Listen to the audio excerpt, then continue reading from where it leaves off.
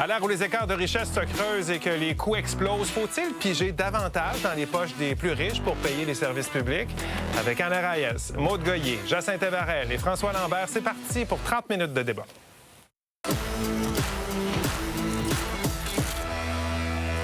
Le débat sur la taxation des riches, ça revient assez régulièrement dans l'actualité. Pas plus tard que la semaine dernière, on vous présentait une entrevue réalisée avec la multimillionnaire Claire Trottier qui milite activement pour que les grandes fortunes payent plus d'impôts. En fin de semaine dernière, le sujet s'est aussi invité au Congrès de Québec solidaire. Les membres devaient voter sur les propositions qui vont contribuer à constituer en fait la plateforme électorale du parti. Et il y en a une qui a particulièrement fait jaser et vous en doutez, ça concerne l'imposition de ceux qui appartiennent au fameux club du 1 %. Il faut aller chercher l'argent de poche des multimillionnaires pour le mettre dans des mesures qui vont vraiment améliorer le quotidien de la majorité des Québécois. Imposer une taxe sur le capital aux Québécois qui possèdent des actifs de plus de 25 millions de dollars. C'est la mesure que Québec solidaire souhaite implanter s'il forme le prochain gouvernement. Le parti propose de fixer un taux d'imposition de 1 % par année pour les fortunes totalisant entre 25 et 100 millions de dollars. Un taux qui augmentera à 2 % pour les fortunes de plus de 100 millions. Avec cette mesure, les solidaires estiment que la province pourrait récolter 5 milliards de dollars additionnels par année. On ne veut pas empêcher les gens de s'enrichir. Loin de là, au contraire. On veut que les gens qui en arrachent vivent en paix puis qu'ils soient capables même de se payer des loisirs. C'est le contraire d'empêcher la richesse. On veut juste que la richesse aille pas seulement dans les poches d'une minorité. Une disposition similaire qui cible les ultra-riches existe à New York depuis avril. Le nouveau maire socialiste a mis en place une taxe sur les résidences secondaires de plus de 5 millions de dollars appartenant à des non-résidents. Zoran Mamdani prévoit récolter environ 500 millions de dollars de plus par année pour financer les services publics. Pour eux, c'est de l'argent de poche. Ça va pas changer la qualité de la bouteille de vin qu'ils vont sortir de leur cellier le vendredi soir. La seule solution, c'est le partage. La proposition de Québec solidaire risque de plaire à bien des Québécois. Si l'on se fie à un récent sondage léger commandé par la CSN, 74 % des gens sont en faveur d'augmenter la taxation des plus riches. Au François Lambert de ce monde, là, faut pas qu'ils s'inquiètent, là. C'est une petite contribution qu'on va leur demander qui va faire une immense différence pour la société québécoise. Notre question ce soir, est-ce que vous êtes pour ou contre taxer davantage les plus riches? Premier tour de table là-dessus. Alain, qu'est-ce que tu en penses? Oui, je pense que la question est tout à fait légitime. Les coffres sont vides, les défis en santé, en éducation, en infrastructure sont majeurs. Je pense que la classe moyenne, les gens les plus pauvres n'ont plus les moyens. Maintenant, je trouve que le débat devrait se faire. Est-ce que c'est en envoyant nécessairement plus d'argent dans les poches du gouvernement ou d'une autre façon? Mais il va falloir trouver un certain équilibre. Pour parce que je constate qu'on est comme dans une nouvelle économie, c'est-à-dire que les ultra-riches deviennent riches ultra rapidement. Donc, il y a quelque chose dans ils accumulent des millions, voire peut-être même des milliards, alors que la classe moyenne s'étouffe de plus en plus, puis les services publics craquent. Donc, je pense que c'est normal de leur demander de contribuer plus aux ultra-riches. Jacinthe Ève. C'est une idée séduisante, mais si on gratte, si on connaît l'économie, si on regarde l'écosystème dans lequel ces ultra-riches évoluent, ça n'a aucun bon sens. C'est impossible à réaliser et je vais faire la démonstration ce soir. Que c'est impossible. On te demande ton point de vue. Vas-y. Je pense que je suis contre. Tu penses que tu es contre? Je pense que je suis contre, mais la raison première, c'est que c'est très difficile à quantifier, à calculer, à regarder. On va générer plus d'inspecteurs pour venir fouiller, pour voir combien tu vaux, comment qu'on va le faire. Et à la fin, qu'est-ce que ça va faire? On vise 4 000 personnes sur 9 millions. Et ces 4 000 personnes-là, c'est pas de l'argent qui est dans un compte de banque. Il faut arrêter de rêver que, mettons que tu vaux 25 millions, que c'est dans un compte de banque, tu dis « Ah, c'est vrai, j'ai 250 000 à payer, qui est le 1 je vais faire un chèque. » C'est pas facile comme ça. Il y a des implications pas mal plus grandes au point de vue fiscal. Et je vais rajouter juste, après ça, on fait le débat, on les paye déjà. Puis si on les paye pas, ça tombe bien. Les boomers, qui sont les plus riches en ce moment, sont en train de décéder, malheureusement. Mais au point de vue de l'impôt, c'est parfait parce que la succession des impôts est en train de le ramasser. Ces impôts-là sont payés de toute façon à un moment donné. Alors, on a le clan du pour d'un côté, du contre de l'autre. Allons voir comment ça se divise sur Internet à cette heure-ci. Ça, c'était avant le 22h30. Alors, 53 % des gens nous disent être pour qu'on taxe davantage les plus riches, alors que 47 % sont contre cette idée. On part ça comme ça, on efface les votes, on repart le décompte à partir de maintenant quand les débatteurs vont commencer à s'exprimer sur la question. Répondez, commentez également par courriel sur X ou sur Blue Sky. Je vous rappelle, vous avez vos interrupteurs, gênez-vous pas pour vous en servir. On commence par quoi? Tu sais, le terme riche, là, et riche, ultra riche, ça commence où puis ça finit où? Moi, c'est une très bonne question. J'aimais le 25 millions. Là, 25 millions, donc à peu près entre 3 et 4 000 personnes, on peut dire. Là. 25 millions de fortune accumulée, ça commence à être ultra riche. On ne parle pas des gens de 1 ou 2 millions. Là. 25 Parce qu'il y en a que dans leur définition, moi, ce sera 100 millions. Là, rendu là, on parle des ultra riches. Ce serait quoi, toi, ta somme? Je poserais la question des fiscalistes, puis j'essaierais de toi, voir ton c'est avis? quoi. Bien, honnêtement, moi, je pense qu'à partir de 25 millions, on serait capable. Mais c'est-tu le 1 c'est-tu 0,5 c'est-tu à 100 millions? Au lieu d'être 2, ça devrait être 3 là, tu parles d'imposition, mais là, je parle de définition de qui est l'ultra riche. Moi, je pense qu'à partir de 25 millions, on peut commencer à imaginer que quelqu'un fait pas mal d'argent là, juste avec cet argent. Parce qu'on parle pas de 25 millions de salaire, là. Hein, on parle de 25 millions d'actifs. Bien, 25 millions d'actifs, là, premièrement, tu peux avoir ça au nom de ton entreprise plutôt qu'à ton nom individuel. Donc déjà, ça complexifie le calcul de est-ce que tu possèdes vraiment 25 millions en actifs ou c'est ton entreprise qui possède 25 millions en actifs. Et la plupart de ces entrepreneurs-là ont des entreprises, donc c'est facilement transférable, tes actifs sous ton entreprise et à ce moment-là, c'est à l'abri, premièrement. Deuxièmement, c'est pas parce que tu as 25 millions d'actifs que tu as 25 millions de dollars en liquidité. Tu peux même avoir très peu de liquidité. Tu peux même ne pas avoir de liquidité et avoir 25 millions en actifs. Parce que là, les actifs, là, je pense autour de la table, tu nous parlais l'autre jour là, d'un tracteur qu'on voulait te vendre qui frôlait le demi-million de dollars. Oui. On pense aux agriculteurs avec les terres. Mais pour les agriculteurs, beaucoup, ils veulent les mettre de côté parce qu'une ferme moyenne de vaches, c'était 10 millions il y a 5 ans, 14 millions pour la volaille, donc ça doit être rendu à peu près entre 15 et 20 millions, le prix de ça. Le problème, c'est que c'est pas 1 qui est taxé. Quand on dit, supposons, 25 millions, c'est que, mettons qu'une personne vaut 25 millions, c'est pas dans un compte de banque où tu fais un chèque. Même si tout est à la bourse, bien là, tu dis, OK, il faut que je paye le 1 Bon, on va faire ça simple pour ceux où il y a des règles d'impôt qui sont plus compliquées, mais ça veut dire que pour verser 1 il faut que tu te verses 500 000 en premier parce que tu vas briser des placements, tu vas être imposé sur ces placements-là, et après ça, tu vas le donner une autre taxe sur les impôts. Et cet argent-là, donc, c'est pas 1 c'est 2 C'est pas vrai que c'est une taxe d'1 parce qu'1 ça laisse supposer que tu as l'argent dans ton compte qui dort, qui fait rien. Mettons, on va prendre un cas fait que ça veut dire qu'il faut que tu sortes à peu près 2 pour en payer en impôts, puis après ça, te reste ton 1 qu'on te demande là, pour cette nouvelle taxe-là. Ben oui, parce que quand tu vas briser tes placements, tu vas avoir du gain en capital à payer. Donc, la règle d'impôt est plus complexe, mais pour que les gens comprennent. Donc, tu vas être imposé une première fois et une deuxième fois. Donc, c'est un 2 qu'on paye. OK. On s'entend, à vous de voir là, si vous entendez là-dessus, la question des écarts de richesse, parce qu'on le voit, c'est de plus en plus important en ce moment. On a l'impression qu'il y a de plus en plus de riches, puis il y a de plus en plus de gens très pauvres. Vous êtes d'accord avec ça ou pas? Non. Ben oui. Ben, oui. 100 ben non, oui, absolument. Mondialement, c'est démontré. Là, il y a des rapports qui sortent là-dessus, entre autres d'Oxfam, on en parlait. Oui, mais Oxfam est un peu biaisé, Maude, parce que c'est pas vrai. La plupart des pays qui sont devenus pauvres, qu'il y a des riches qui se sont créés, les pauvres ont suivi aussi, puis il y a de moins en moins de pauvres dans les pays. On est devant un nouveau phénomène il n'y a pas si longtemps, depuis la pandémie. En fait, je dirais, là, il y a un nouveau phénomène où il y a des ultra-riches qui deviennent riches très vite, souvent dans le milieu technologique.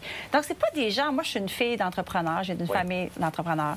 J'ai vu mon père et ses frères prendre une entreprise, la bâtir, la faire grandir. Ils ont travaillé à la sueur de leur front. Ils ont gagné des profits à long terme. Ils ont fait des bons revenus. Ils ont vécu, disons, de façon à l'aise. Mais ce que j'allais dire, ce que j'allais dire, c'est que maintenant, c'est plus ça. On fait des promesses, les actionnaires, les investisseurs font des promesses, font des investissements sur des promesses de profit parce qu'il y a une domination. Non, et là, ce que ça fait, on a eu ça en l'an 2000,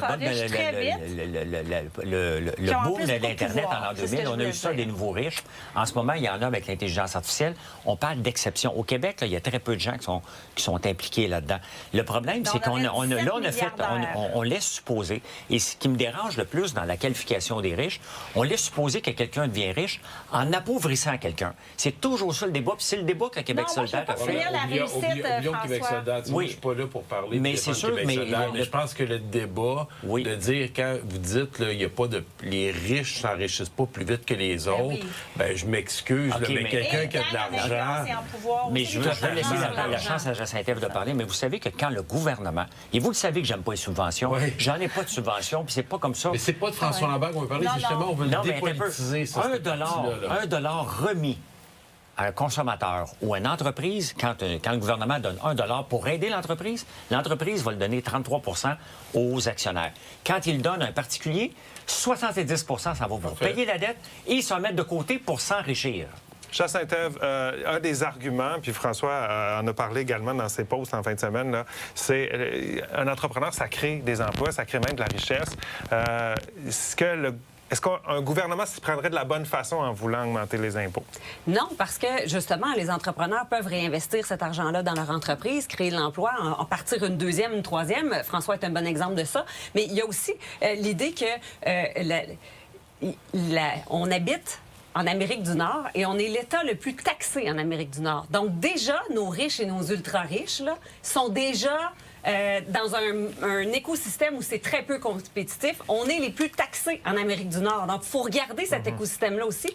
Et il existe ce qu'on appelle des fiducies dans lesquelles on peut placer notre argent et à ce moment-là, les placer dans une fiducie, dans un paradis fiscal. Et ça, ben, c'est la tentation qu'on va présenter aux riches et aux ultra-riches si on leur dit, ben, on va continuer de vous égorger puis de serrer un peu plus la vis Ça va sur donner vos avoirs. envie peut-être même de quitter.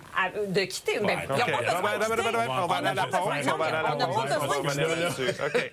Calme-toi, Alain, ça sera pas long. On s'en va à la pause. Pour ou contre taxer davantage les plus riches, c'est la question du débat de ce soir. On s'en va à la pause, puis on revient là-dessus. Promis, au retour.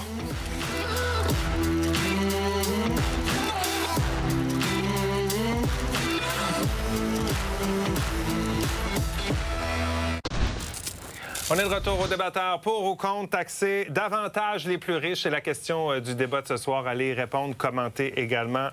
Chose promise, chose due, Alain. Avant la pause, on disait la question de peut-être de voir des entreprises quitter, des entrepreneurs quitter, en fait, le Québec, si on impose, on impose davantage de taxes. Tu y crois pas? C'est un épouvantail, ça? Je dis pas qu'il y en a pas qui le feraient, il y en a pas qui le feront pas, mais je pense qu'il y a une limite à vouloir tout partir, déménager ses pinottes, s'en aller dans un autre pays, puis décider de s'éloigner de son réseau, puis de tout le reste. Puis la journée que tu vends tes actifs pour aller dans un autre pays ou aller ailleurs. Puis je dis pas qu'il n'y a pas des façons de faire. Ils en ont tous des modèles. Puis les gens disent c'est facile de déplacer de l'argent. Mais justement, ils ont plein d'outils pour faire de l'évitement fiscal. Puis moi, là, je veux pas dire que les ultra-riches, là, volent. Ils utilisent les outils qu'ils ont pour créer de la richesse. Moi, je reconnais tout ça. Mais ultimement, ça prend plus d'argent pour régler nos problèmes de société. Bien, je pense pas que les gens de la classe moyenne, puis les gens les plus pauvres aujourd'hui, puis on en parle quand on voit l'itinérance, qu'on voit les problèmes de santé, puis tout le reste, je me dis, on n'a pas le choix, là. On est rendu là parce qu'on a fait des mauvais choix dans le passé, mais c'est parce et parce que les gouvernements ont mal géré. Mais c'est là que j'aimerais qu'on en Tu dit qu'ils sont arrive. mal gérés. Puis ça, c'est intéressant. Oui. J'ai entendu mal gérés. Et Quand moi, je pense on qu'il y a entend peut-être d'autres façons. les riches qui disent, écoute, moi, je ne paierai pas plus d'impôts. Je gère mon entreprise pour qu'elle soit rentable puis qu'elle fasse des profits. Là, on me demande de donner plus d'argent à un gouvernement qui gère mal mon argent. C'est parce que ça part à partir, puisqu'on est à Montréal, ça part de la Ville de Montréal. Ça part avec les STM qu'à un moment donné, Geneviève Guilbeault a voulu leur serrer la vis. Ils ont fait une crise de bacon. Elle a dit, bien, OK, parfait, vous avez le budget que vous voulez. Il n'y a aucun... On n'a jamais vu nulle part de dire ça, c'est déterminé. Quand on fait le parc que Valérie Plante a fait 100 millions pour un parc des dames, là, à un moment donné, là, j'oublie le nom. Là. Les Montréalaises. Les Montréalaises, puis qui est fermé encore aujourd'hui, ça, c'est 100 millions de gaspillés. On peut en nommer là, jusqu'à demain matin, puis après ça, on dit donnez-nous plus d'argent parce qu'on veut sauver la classe moyenne. Un peu, donnez-nous plus d'argent parce que vous voulez sauver la classe moyenne. La classe moyenne, on peut la sauver en gérant l'argent. Oui, mais François, c'est pas parce que le gouvernement ait moins d'argent qu'il gérerait mieux. Pour moi, c'est comme deux dossiers distincts. Je suis d'accord avec toi. J'aimerais mieux que ce soit plus imputable, plus responsable, que ça soit mieux géré. Mais pour moi, c'est comme deux affaires différentes. Peut-être si on mettait en partant des députés puis des ministres qui savent gérer. Avant de mettre un ministre avec un budget de plusieurs milliards qui va vouloir le distribuer comme il veut, peut-être qu'on mettrait quelqu'un qui a de la compétence financière au lieu de mettre n'importe qui. Je suis d'accord. Bon, ben c'est ça. Mais d'abord, pourquoi on va donner de nouvel argent? Pourquoi pas rajouter un palier d'imposition vers le haut? C'est pourquoi quelqu'un qui gagne 200 000 va être imposé de la même façon que quelqu'un, c'est 1 million. C'est parce que ça marche pas comme ça. Parce que là, on a des problèmes, ça craque de partout. Non, mais Michel, tantôt, a parlé de mon tracteur que j'ai chez nous, qu'on veut me proposer. Si j'achète ce tracteur-là, il vaut 500 000. Si je l'achète, qu'est-ce que je vais faire? Je vais prendre des placements, 1 million de placements. je vais le briser, je vais payer des impôts, puis je vais m'acheter un tracteur. Si je veux le payer cash ou je vais le payer. Fait que tu vas payer des impôts. Je vais payer je vais déjà payer. Puis, après plus de ça, quand je vais décéder, la succession va payer des impôts comme un REER. Les placements que j'ai à la bourse, Ouais, ça, on parle juste de placement à François, bourse. pourquoi? Tu peux faire de l'argent, on fait de l'argent sur notre propre argent. Moi, ce que je trouve, c'est que C'est parce qu'on en paye à chaque la classe étape, moyenne étouffe trop. On a des problèmes d'infrastructure, d'éducation, de santé. Donc là, on cherche des moyens. Je suis d'accord avec Alain, on cherche des moyens. Qu'est-ce qu'on fait? Qu'est-ce qui s'est passé dans le système de santé? On a essayé de Claude Dubé a essayé de le rafistoler. Qu'est-ce qu'on a fait? On n'a rien fait, puis on a juste donné de l'argent en enragé supplémentaire. OK. On va y aller avec les solutions. Je veux entendre des solutions. Jacinthe. Vous demandez qu'est-ce qu'on fait là, à place de piger dans les poches des riches et des ultra-riches parce qu'ils paient déjà en masse leur part. Des projets comme Nordvolt, Lyon Électrique, c'est plein de projets qu'on a vu passer dans la dernière année dans l'actualité où est-ce que les gouvernements ont pris notre argent à tous et ont décidé de choisir, tiens, cette entreprise-là, je trouve ça séduisant, ça va être intéressant, on va leur donner 600 millions. On est d'accord. C'est plein d'entreprises comme ça. Et ces entreprises-là, parfois, ce sont des entreprises, des coquilles opérantes qui sont installées, enregistrées ici au Québec, mais qui appartiennent à des sociétés enregistrées à l'étranger. Ils fonctionnent à perte ici Donc, ou ils fonctionnent even et les profits sont engendrés par la société mère ailleurs. Donc, on fait quoi avec les 600 millions qu'on leur donne pas? On leur donne pas et on investit là où on a besoin, en santé, en éducation. On additionne tous les cas que tu dis catastrophiques, là, puis on n'a pas encore assez. Oui, il y en a assez. Ben non, oui. Moi, je dis juste que je suis tannée qu'on se demande, est-ce qu'on paye nos éducatrices 22 de l'heure ou 25 de l'heure? Puis il y a 37 des Québécois qui vivent d'une paye à l'autre. Mais d'un autre côté, par exemple, c'est vrai, les ultra-riches, j'aime pas ça. Jacinthe. J'ajouterais aussi l'argent qu'on envoie en Ukraine. À un moment donné, on a décidé d'envoyer 25, on est rendu, je ne sais plus combien, là, je pense qu'on est à 25 milliards de dollars qu'on a envoyés en Ukraine. Ces 25 milliards de dollars, venez pas me faire croire que ça ne servirait pas dans notre système. Est-ce que, attends, moi, je veux savoir, tu as été à Ottawa, c'est le genre de discussion que vous avez eue, donner de l'argent à d'autres pays qui sont en situation difficile. Est-ce qu'il faut revoir notre façon notre générosité à l'international quand on vit des moments difficiles? Mais il faudrait voir nos accords internationaux parce qu'on envoie de l'argent, parce qu'on a des accords, on a des ententes, on a des alliés, puis on le voit l'importance des alliés aujourd'hui avec la situation qu'on vit avec Donald Trump. Fait que je trouve ça facile tout simplement de dire, OK, pour ça, on devrait arrêter aussi d'envoyer de l'argent en Afrique pour aider les femmes en ce moment qui sont dans des situations particulières. Fait que moi, je ne voudrais pas embarquer dans ce dossier-là. Qu'est-ce qu'on fait rapidement? Bon, maintenant, ce que je vais en arriver, je suis tout à fait d'accord avec l'argument que François amène, puis les gens qui sont contre cette imposition-là, parce qu'on ne veut pas envoyer l'argent au gouvernement. Pourquoi on n'impose pas au fait qu'à partir de 100 millions, ou 25 millions, 50 millions, moi, le chiffre n'a pas d'importance à ce stade-ci, cet argent-là, ces gens-là, ces ultra-riches, soient tenus de remettre cet argent-là à des fondations, exemple en santé. On choisit un secteur d'activité pour les jeunes, pour la prévention, pour aider à long terme, pendant le temps que le gouvernement s'occupe du curatif présentement. On pourrait faire le choix que tous ces extra-riches vont contribuer à préparer le futur de notre société. Mais on serait peut-être des leaders à ce moment-là.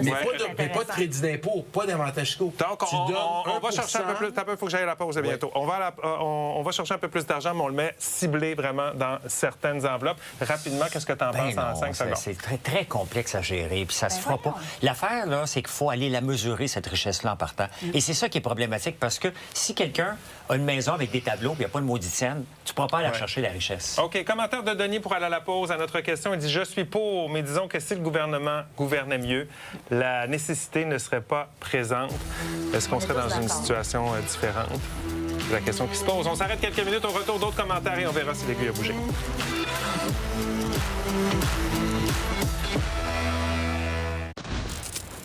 Alors, pour ou contre augmenter les taxes des plus riches, on a des commentaires là-dessus. Tiens, Charles qui nous dit « les pour ».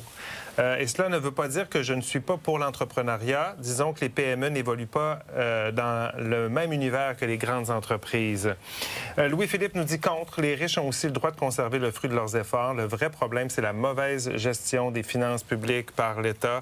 Ça, je pense que ça fait consensus. Pas de débat là-dessus. Non, Alexandra nous dit contre. Je pense que tout ce que ça va accomplir, c'est de faire fuir les entrepreneurs. Alors, cette crainte-là, justement, de faire fuir les entrepreneurs. Tout à l'heure, on a entendu palier d'imposition. Je vous pose la question parce que on regarde avec les nouvelles technologies, il y a quand même des gens qui se sont devenus enrichis très, très rapidement. Peut-être qu'on peut retomber très, très vite aujourd'hui. J'ai l'impression que le cycle des entreprises, le cycle de vie est assez court aujourd'hui. Hein? Mais il ne faut pas oublier que, oui, il y a de l'enrichissement parce qu'on a des placements boursiers. Quand la Bourse de Toronto rapporte du 33 on s'enrichit tout globalement. Mais il ne faut pas oublier qu'à la Bourse, là, c'est pas à l'infini. Hein? De 2000 à 2010, c'est une décennie perdue. Oui. Mais là, en même temps, il y a des salaires qui augmentent. Dans certains domaines, il y a des gens qui sont très, très, très, très bien payés aujourd'hui. Tous les salaires n'augmentent pas de la même façon. Est-ce qu'on ne devrait pas revoir, justement, les paliers d'imposition? On reconstruit notre... On a un système là, qui est progressif jusqu'à 250 000 à peu près, qu'on met les deux ensemble. Pourquoi qu'à partir de 250 000 jusqu'à 1 000 milliards, là, on va me dire 1 000 milliards, mais ça à l'infini, là, il n'y aurait pas quelque chose de progressif. Si le raisonnement il était bon de 0 salaire à 250 000, on peut-tu juste, puis on ne dit pas qu'on le monte au même pourcentage, on peut-tu juste mettre une section, puis entre 250 et 100 millions, là, il y a Ça va vite, il reste quelques secondes. Dans la réalité, les gens ont des incorporations, puis ils se versent pas 500 000 de salaire. Ça n'existe pas, ça, 500 000 de Fait que salaire. tu penses que Non, c'est- mais ce que la tu veux dire... fiscalité qui est actuelle fait en sorte que les gens sont capables d'envelopper, de compartimenter les revenus. Et il n'y a personne qui a de revenus personnels à 500 000. À ce niveau-là, les gens font entrer les revenus dans l'entreprise. Mais pourtant, il y a dans des gens qui sont... Les médecins sont Il y a des salariés qui ont... Il y en a 4 000. Il y en a 4 000 qui ont cette valeur-là en ce moment. Donc, ça veut dire que tous ces gens-là ont plein d'avantages fiscaux. On fera un pour débat s'amuser. sur les paliers d'imposition. Hein? Oui, Ça pourrait peut-être... OK. Il reste 30 secondes. On va aller voir les résultats. C'était ça en début d'émission, 53 contre 47. On termine ça comment? 31 pour le pour et 69 pour le contre, 69 C'est François Lambert, le choix du public ce soir. J'ai aimé que pour les le meilleurs 69 arguments. qui est orange et j'avais le orange de Québec solidaire. Ça, c'était un beau commentaire pour nos magasins, Michel Zanetti. Voilà, on termine ça là-dessus. Merci d'avoir été avec nous. Passez une excellente nuit. On se retrouve demain. Bye-bye.